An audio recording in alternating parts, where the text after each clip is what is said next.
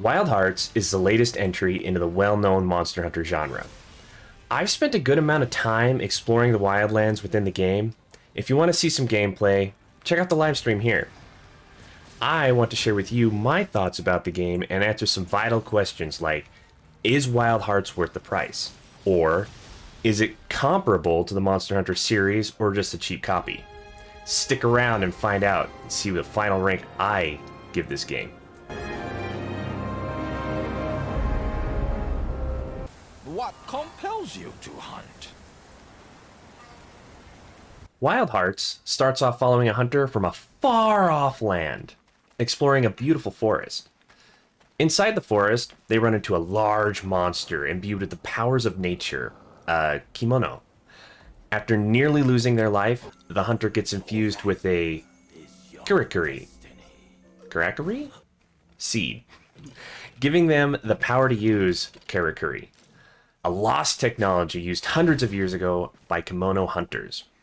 Afterwards, the hunter meets some locals, finds a town, and begins hunting big monsters to help and protect his new friends. This is Minato.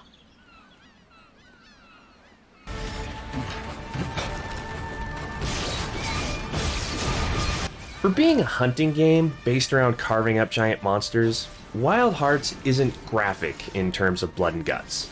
I mean, there are some parts of monsters getting cut off, but no blood is visible. Just a plant-looking thing that used to be a tail. My kids absolutely love watching me play this game. They enjoy watching me fight the big beasties, and there are cute little critters in the game I could pet. They wanted me to pet everything. So I would say, yeah, this game is okay for the kiddos.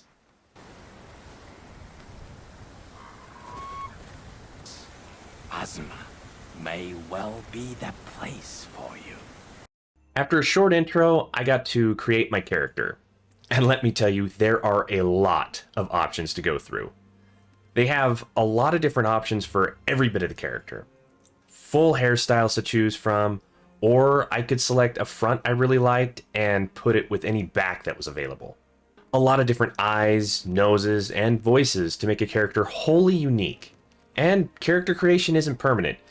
After a little bit of playtime, the option to change anything is available, including voice and body type. So if I ended up not liking something, I didn't have to make a whole new character or wait to buy a DLC allowing me to change it. Let's use this. Let's do this. The Monster Hunter genre revolves around the idea of hunting big beasts, taking parts of those beasts and using those parts to create better armor and weapons in order to hunt bigger and stronger beasts. A quite enjoyable and repetitive process that Wild Hearts does quite well. Though I don't imagine it's really hard to screw that up. Where Wild Heart changes the game up a bit is the use of Karakuri, an old technology that works almost like magic. While out on a hunt, I could use the Karakuri for defenses in a fight, like building a big wall to stop a monster in its tracks, or shoot a flash bomb up in the sky to ground a flying beast. It's also great for mobility, to scale cliff faces faster or float down from great heights. At first, I was a little intimidated by the idea of trying to build things in the middle of a fight, but the game taught me how to use them very well, and it helps that whatever I want to build is instant. Karakuri tools are learned progressively through different hunts at times when they are most useful, really cementing the action into my memory for later hunts.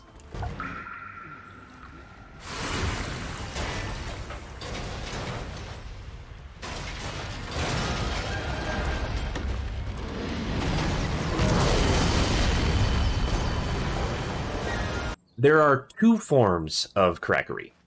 Basic Karakuri used for hunting and moving around, and Dragon Karakuri for utility.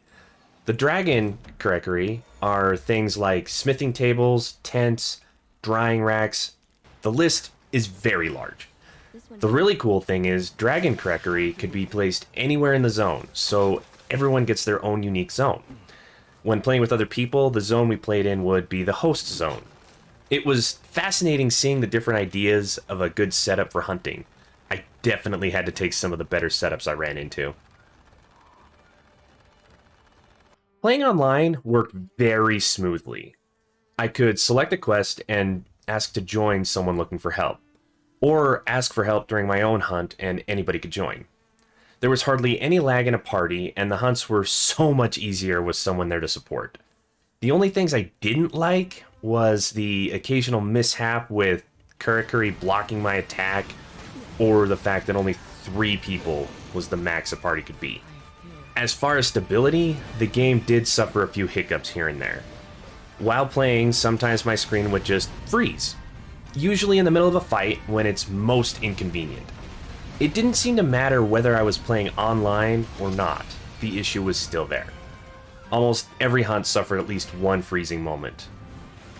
Other than that, the game ran surprisingly well, considering how big it is. There are only 8 different weapons available in the game, and their uses weren't terribly complicated to figure out. Most combos could be used across a lot of weapons.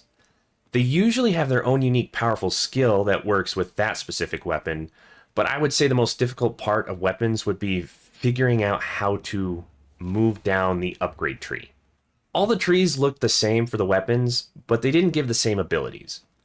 The upgrades would increase damage output and sometimes provide a different skill. Some skills, once obtained, could stay with the weapon as it moved down the tree, while others had to be left behind. Trying to decide the best route to the bottom involved a lot of thinking, testing, and hunting for the various materials. Armor wasn't as difficult to figure out as the weapons were, but there was a unique upgrade system. After a piece of armor was made, some of the pieces could be upgraded farther down a human path or a Kemono path. My character would be more aligned one way or the other depending on the armor. Some skills would only activate if I was aligned with its prerequisites. I moved both ways depending on what was available at the time skill-wise. It's more about deciding what passive abilities are better for the playstyle I wanted to use.